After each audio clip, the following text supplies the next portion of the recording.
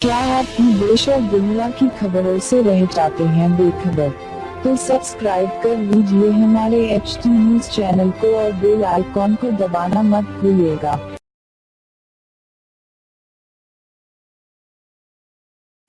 Shikhar Dhawan world cup से बाहर हो गए हैं। शिखर धवन की जगह ऋषभ पंत भारत की वर्ल्ड कप टीम में शामिल हो गए हैं।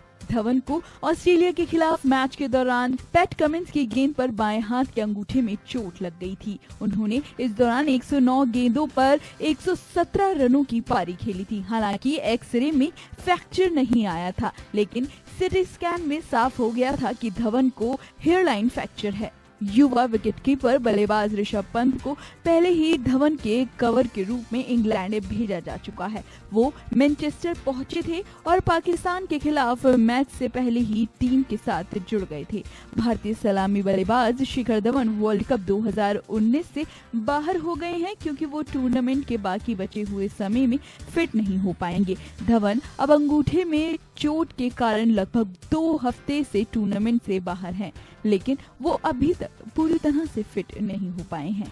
धवन वर्ल्ड कप में आगे भाग लेने की स्थिति में नहीं है। इससे पहले भारत के सहायक कोच संजय बांगर ने कहा था कि टीम प्रबंधन शिखर धवन को वर्ल्ड कप से बाहर नहीं करना चाहता है और वो उनकी रिकवरी पर नजर रखना चाहता है।